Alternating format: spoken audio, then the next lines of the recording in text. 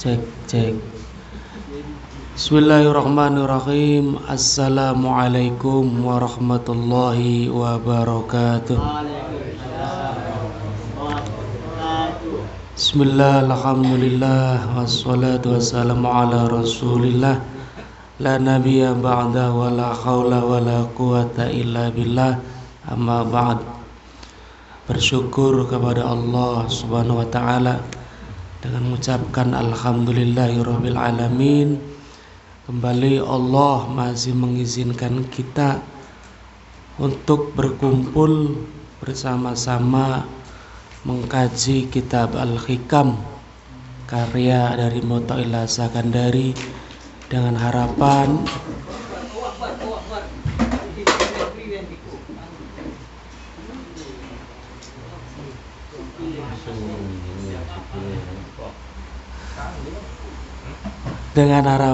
semoga keberkahan dari kitab Al-Hikam ini dapat menjadikan kita menjadi pribadi yang lebih baik. Allahumma amin. Baik dalam hablum minan nas, terutama dalam hubungan kita dengan Allah subhanahu wa ta'ala. Jamaah kajian Al-Hikam yang dimuliakan Allah, banyak orang dalam menjalani kehidupan itu merasa hidupnya tidak bahagia. Kayaknya kalau 1 bulan kita hitung perasaan kita, perasaan manusia, banyak tidak bahagianya dibanding bahagia. Kadang bahagianya sejam, setelah itu ngeluh lagi gitu. Itu manusia. Ada orang seperti yang saya sampaikan, contoh lah dari segi makanan gitu ya, nikmat banget makan gitu, pakai sambal, pakai sayur asem, pakai lalap, nikmat banget. Sampai kakean mangane kemelakaran. Entah kenapa menderita. Gara-gara kakean mangan sesek ambekan.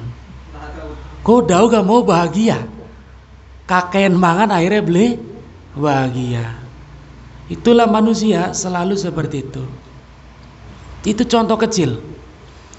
Apalagi berkaitan dengan berbagai macam episode kehidupan. Pengen kita mah selalu duit baik. Wis umum gue ya. Sebagai standar duit gak umum. Beli gede, beli cilik, beli tua, beli enom, ya duit. Pengennya duit baik.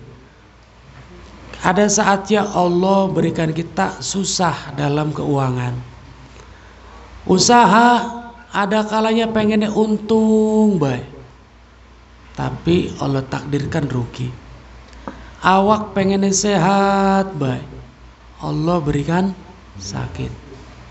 Begitu kan. Pengennya enom baik, suwe-suwe rambutnya putih. Ya Pak Jolik. Ya bokat wis putih mah beli galak maning bokat.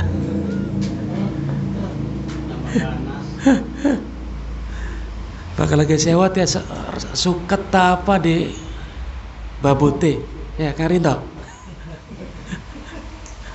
Nah itu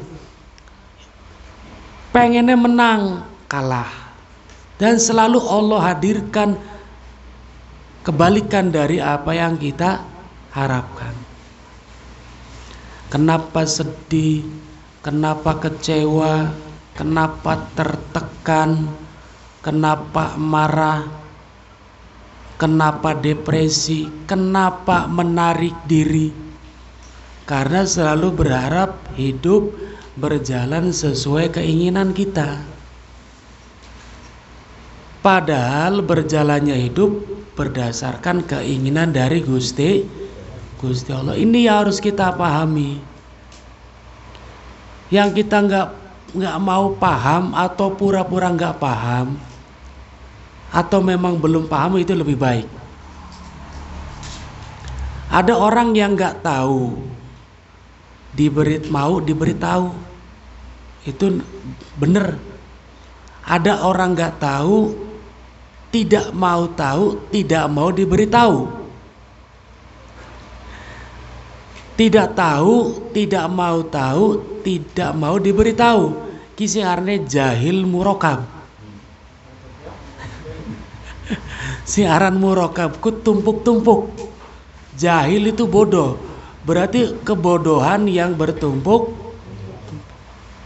Jangan sampai kita menjadi orang yang jahil murokab. Maka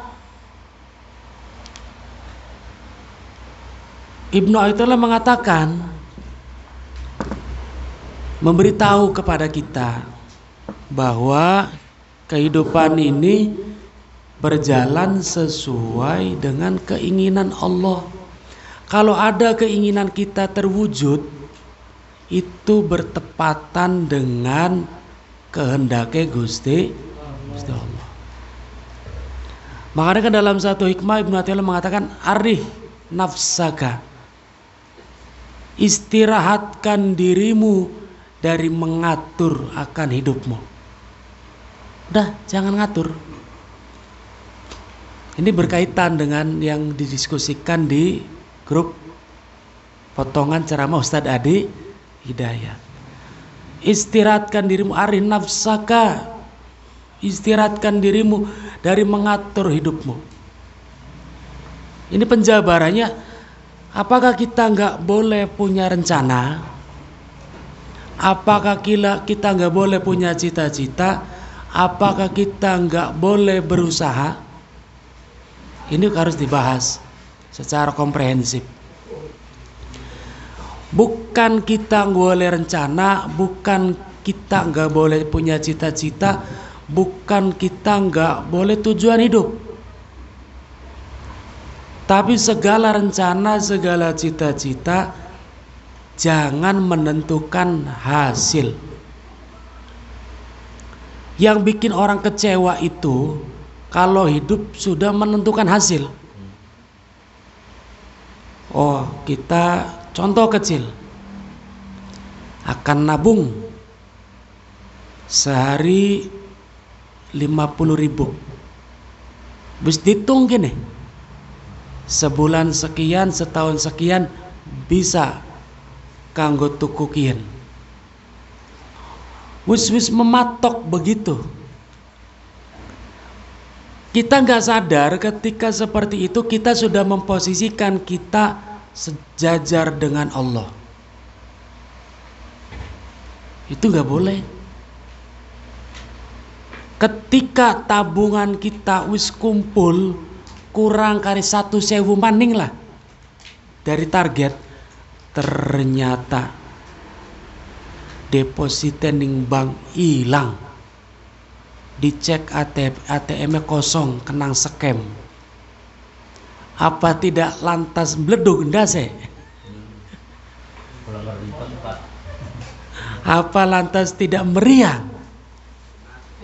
Anastis. Itu gara-gara menentukan hasil. Ada lagi orang tua, Pak. Nah, wong anaknya 5. Ini kisah nyata, Pak. Sing pertama, anak pertama di sekolahaken. Mondok sekedare bae. Mondoknya wis ira 3 tahun bae. Tas kun sekolah, kuliah. Karena ira ki adine akeh. Kamu adiknya banyak. Harapannya nanti si kakak pertama ini dapat membantu adik-adiknya. Nah, anak yang kedua kon mondok bae. Ketiga, keempat mengikuti alur. Apa yang terjadi? Setelah anak pertama lulus kuliah, 2 pekerjaan, penghasilan tetap, minta kawin. Setelah kawin qadarullah jodohe rabine ki ngegem. Tong boro tekang adi-adine ni wong tuane sakit ga ora iya ora empu. Curhat menggula. Padahal mak sengaja kuliah di kongkon sing larang, sing pekerjaannya kira-kira langsung ikatan dinas, Pak. Betul, ikatan dinas. Begitu lulus kuliah langsung ditarik, langsung kerja, langsung ASN. Cuma setelah menikah, boro-boro sampai pada adik-adiknya. Orang tuanya sakit pun katanya nggak peduli. Sampai bapaknya kena jantung, Pak. Mikiri anak pertama si menggonon. Ini kisah nyata. Itulah ketika kita sudah menentukan hasil. Maka apapun yang kita kerjakan dalam hidup, Gusti, saya ikhtiar ini. Hasilnya terserah engkau. Kalau memang baik buat engkau, ya alhamdulillah terjadi yang ini. Kalaupun tidak, ya alhamdulillah. Maka beli kaget, beli soak, Pak. Contoh, 2 contoh. Nabung, kemudian anak. Contoh maning, nyawa, ya kan? Nanti hasil panen ini buat kamu ini.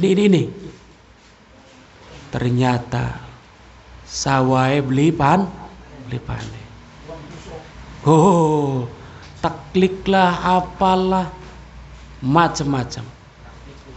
Oh, lagi minggu wingi mancing ning spot kuwenku. Oli akeh. Iya, tapi empane kudu urange sing masih urip. Wis nabung kanggo tuku urang ki. Karena larang empane kayane karo iwake ki. Wis persiapan matang, jorang yang terbaik. Makate aja awan-awan, kone iwake wis pada wareg. Petang-petang makat. Durung subuh wis ning TKP. Berangkat. Nyampe ke situ, apa yang terjadi? Ternyata iwake wis pada sarapan. Ya balik goreng urang empan bae. Iwake lagi puasa, durung yang buka. Nah, lagi pada kampanye iwake. Nah, itulah ketika kita sudah menentukan hasil.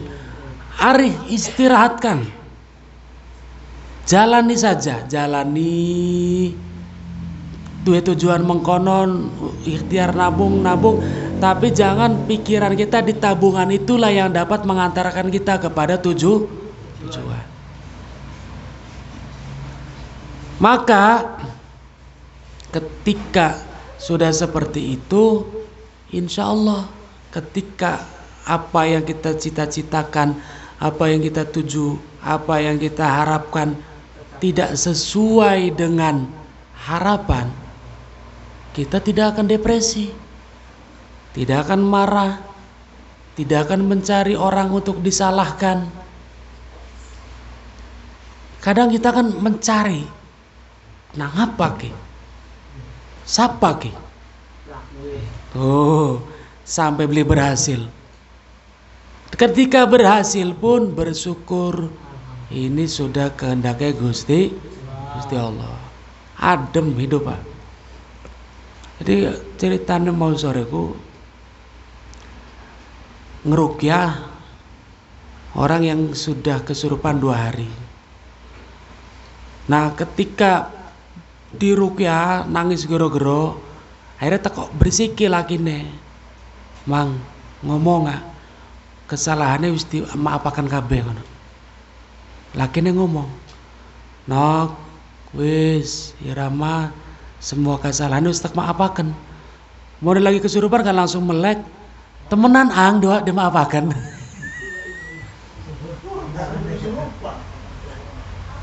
Temenan ang dimaafaken. Jadi ngekek kabeh nih kan para hadirin wal hadirat. Ternyata apa yang terjadi, Pak? Utang duit ning tangga beli wawara ning lakine kanggo ngupahi wong tuane. Tujuannya mah bagus. Jadi wong tuane beli duit belanja, beli duit beras, ana bagian rasdog tak apa kana BLT kanggo nempure langka. Anake ki sing wadon saking emane utang ning tangga. Dinyakaken ning wong tuane, tapi beli wara ning laki. Saking wedine ketangguhan nang laki, utang beli wara ngebatin sampai kesurupan rong dina. Bolane tekwara lakine mang kun durung ceritaku. Durung kanda. Padu mang waran bae. Semua kesalahanmu sudah dimaafkan ngono. Yaiku langsung sadar, langsung sehat tanpa diruqyah. Berarti kan hidupnya susah. Memendam kenyataan gitu. Sok orang kalau memendam satu kenyataan pahit dalam hidup, tidak mengikhlaskannya, pasti akan seperti itu, Pak. Maka Ibnu Ta'ala mengatakan liyakhafif alamal bala alaika ilmuka bi annahu subhanahu al-mubli. Janganlah kalian merasa susah, merasa beban, merasa tersiksa terhadap pedihnya kenyataan hidup yang tidak sesuai harapan. Jadi aja sampai ngebatin beneran enggak? Janganlah merasa susah, janganlah merasa tersiksa terhadap pahitnya kenyataan hidup yang tidak sesuai harapan. Apa sebab? Karena sesungguhnya Allah lah yang memberikan kepahitan hidup itu tadi. Allah, Pak. Uang mah perantara nyakiti kita. Dulur nyakiti kita perantara. Perantara atas izin Allah kongkon nyakiti kita. Penipu mah perantara. Tuh tegel temen duit mumbungnya ditipu bisa. Dah itu mah perantara. Berat memang, Pak. Kalau sudah begitu falladzi wajahatka minhu al-aqdara wa huwallazi awadaka husnul ikhtiyar. Sedangkan Allah itu selalu memilihkan yang baik-baik saja, Pak. Contoh, duitnya kita ngomongnya 1.000, ketipu pisan. Kita nggak tahu duit 1.000 ini bakal dibawa kemana kalau nggak ditipu orang. Siapa tahu duit 1.000 kin kanggo maksiat, nggak, kuclak, atau apa, kita nggak tahu, gitu kan? Kemudian kita nggak pernah tahu juga kalau kita nggak disakiti oleh orang itu, mungkin kita akan merasa hebat saja.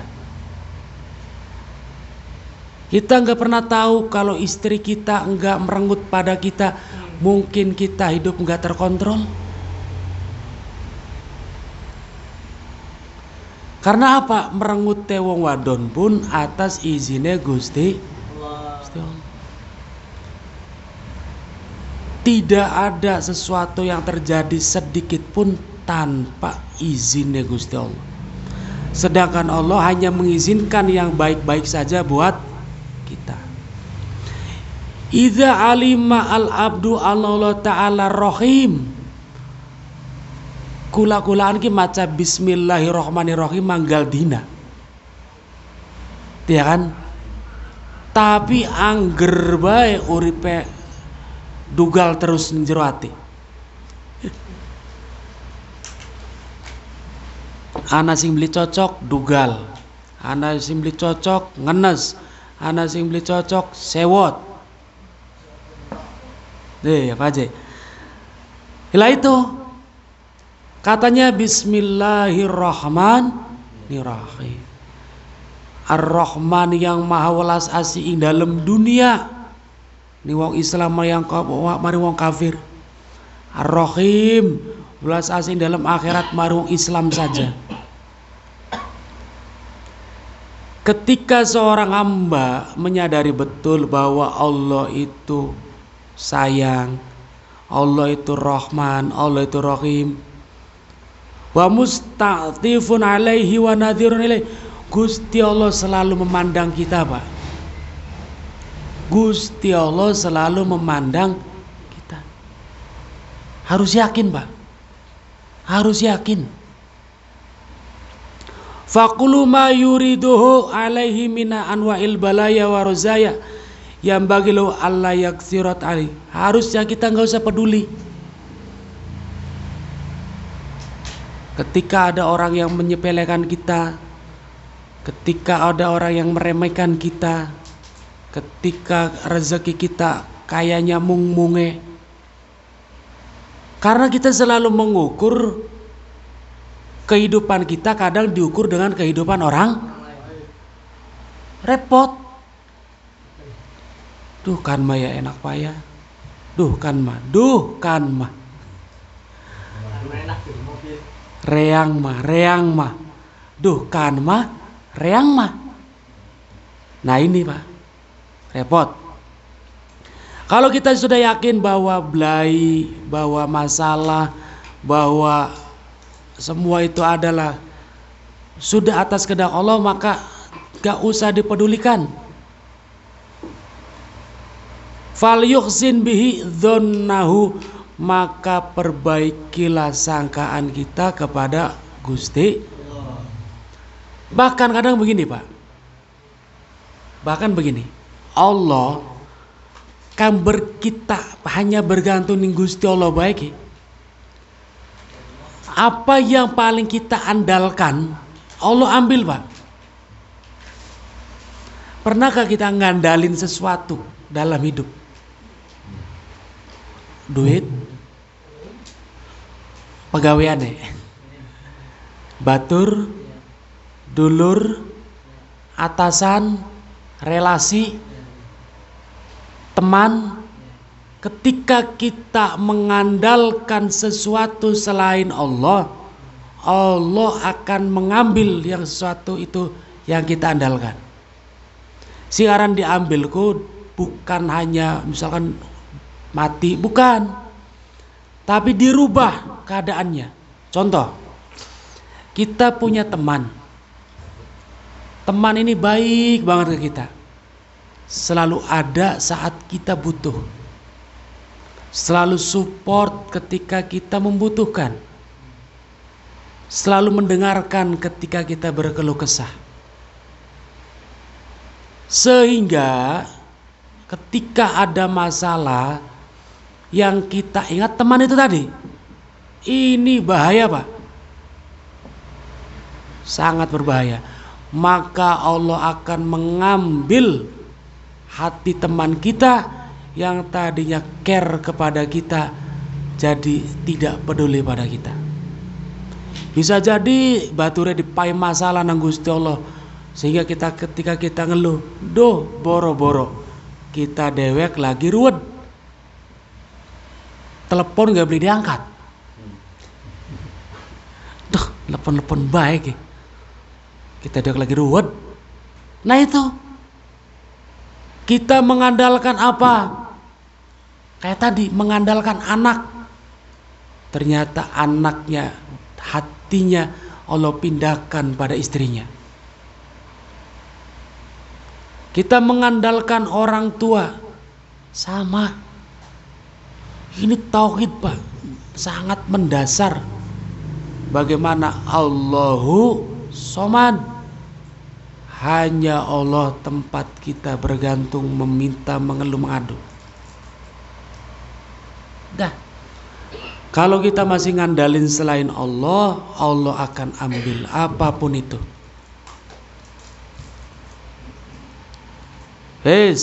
Maka sengaja Allah menghadirkan permasalahan seperti itu.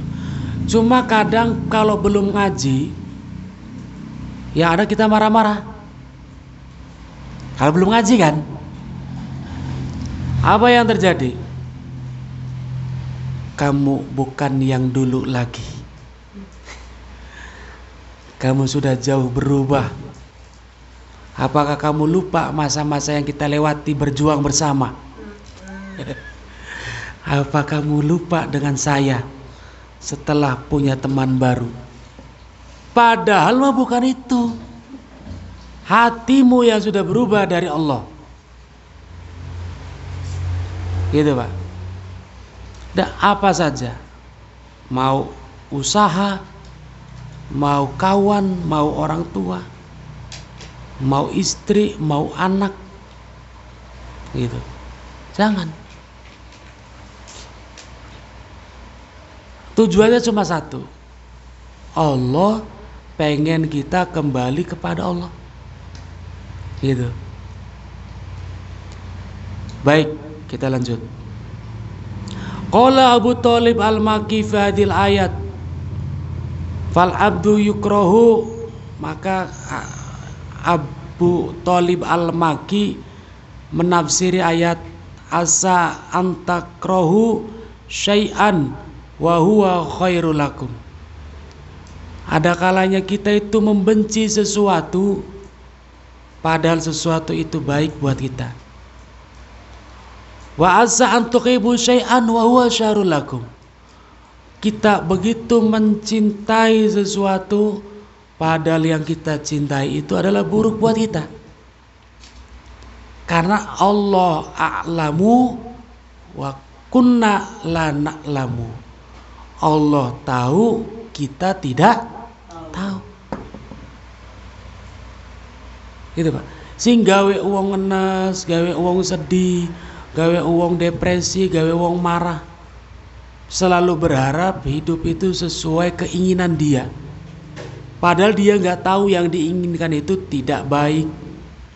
Ketika nggak terjadi, dia marah, sedih, kecewa, depresi. Padahal kata Allah itu nggak baik buat kamu.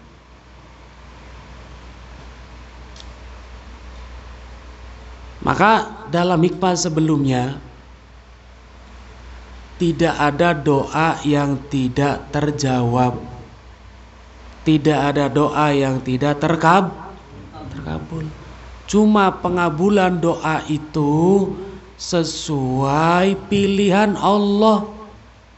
Waktunya sesuai dengan yang Allah tentukan, bukan sesuai keinginan kita. Pahami itu Pak. Pahami betul-betul. Agar kita tidak menyalahkan doa, tidak menyalahkan Allah. Ya Allah, pokoknya tahun depan harus bisa tuku motor. Engkau maha kaya, Engkau maha segalanya. Allah gak kasih motor, Allah gak kasih apa. Gak ada tanda-tanda Allah akan ngasih motor pada kita. Padahal zamannya wis setahun dedonga, tahajudnya wis setahun. Tapi nggak ada tanda-tanda motor hadir dalam kehidupan. Ada yang pengen anak juga sama. Ya Allah, saya pengen, saya hadirkan ya Allah. Tahajudnya sudah 3 tahun, nggak kunjung hadir. Ada yang pengen rumah, ada yang pengen ini. Jangan mengatakan doa itu enggak terwujud. Nah, seperti itu. Maka karena yang menurut baik buat kita, kita suka itu, menurut Allah belum tentu. Maka Abu Thalib Al-Makki dalam menafsiri ayat tadi mengatakan, fal abdu yakrahu al-ailata. Setiap orang itu benci kemiskinan, Pak. Orang yang suka dengan kemiskinan hanya orang yang sudah membuang sifat manusiawinya. Bismillahirrahmanirrahim. Jadi gini, Pak. Manusia itu antara alam dunia dan alam malakut. Apa alam malakut itu? Alam di mana ada kehendak Allah di situ. Jasad manusia di alam dunia, ruh manusia itu di alam malakut. Makanya ruh kita nggak bisa ngelihat, Pak. Walaupun ruh itu di dalam jasad kita, pada hakikatnya ruh itu di dalam alam malakut. Gitu, Pak. Jadi nggak di alam dunia. Nah, manusia pengen bisa melihat alam malakut, bisa, Pak.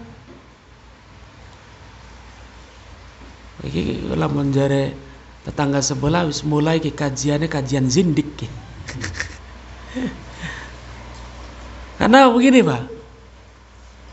Manusia itu bisa melihat alam malakut, alam ruh, alam gaib lah gampangnya. Kalau dia sudah mati, bukan mati meninggal, mati sifat basariahnya. Wis beli pengen motor bagus, wis beli pengen mangan enak, wis beli pengen klambi bagus, wis beli pengen HP bagus, wis beli peduli kenikmatan dunia. Yang dia pedulikan hanya cintanya dengan Allah saja. Arep klambine bodol, arep nang wong diomong apa, arep dipriwekan beli peduli. Yang dia pedulikan bagaimana Allah suka dengan saya. Kadang kita kan hidup ini nggak peduli Allah suka atau tidak, yang penting manusia suka pada kita. Iya kan? Sing penting wong seneng ning kita, wong ngalem ning kita, wong sayang ning kita. Kadang kita nggak peduli, Allah mah jare dewe. Itulah kita, Pak. Jadi kalau kita masih begitu, nggak akan sampai pada alam malakut. Kalau ada orang bisa melihat alam gaib dengan puasa dan wiridan, itu mah melihat jin. Karena memasukkan jabrik ke dalam tubuhnya. Itu. Jabrik melihat jabrik. Melalui jabrik berwujud manusia. Karena nggak bisa dipelajari, itu anugerah. Pemberian dari Allah. Maka jangan dikatakan itu hikmah, itu jabrik. Gitu. Baik, dilanjut. Maka Gus gak peduli. Makanya kan syarat ikhlas sebagian ulama, baka kita bisa kayak bayi, berarti bisa ikhlas. Bayi kah arep diwadani ya meneng bae, arep dialem ya jare dewek. Bayi kah arep di pendelik, arep diwadani, arep diomong blesak, arep diecek, ya arep peduli. Bayi dialem alem ya bayi, ko arane ikhlas. Loh, bakal kita kan harus gawe baik di wadani kan. Iya orang mergigit. Aduh ya. Kita ki wis baik jari kita nih mah. Ya jari kita. Turun karo jari Gusti Allah. Gusti Allah. Kurang sepira maning mah. Kita ki kudu priwe dadi ki. Salah bae ning ngadepane panjenenganipun. Kok silaka bener-bener ya. Kok Pak.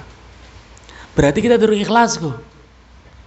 Jika kita merasa, jika hati kita sakit karena kebaikan kita tidak dinilai, dipertanyakan kebaikan kita buat siapa.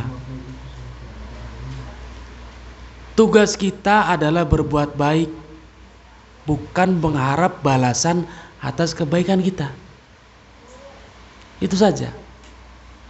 Maka Abu Thalib Al-Makki mengatakan fal abdu yakrahu al-ailah. Setiap orang itu enggak suka dengan kemiskinan, kefakiran, tidak terkenal, tidak diakui. Enggak suka manusia tuh. Udah diakui atau tidak, kita begitulah. Sekarang kita manusia. Kecuali kita tadi Pak, sudah mati rasa hal-hal begitunya. Maka wahuwa khairun lahu fil akhirah, sedangkan itu semua adalah yang baik baginya di akhirat. Wa qad yuhibbu al-ghina, manusia itu senangnya sugih. Wal afiyah, sehat terus. Wasyahra, dan diakui, dianggap. Wa wasyarun lahu indallah, sedangkan itu semua adalah tidak baik di sisi kita Pak. Bakal dianggap di alam-alam bae megar kah, bakal wis megar akhirnya ya pantas kita di alam nih kan, wong kita mah wong baik kok. Maka Allah hadirkan orang yang mencela kita sekali-kali, mencepelekan kita agar kita kembali pada Allah. Iya ya, kita duduk siapa-siapa.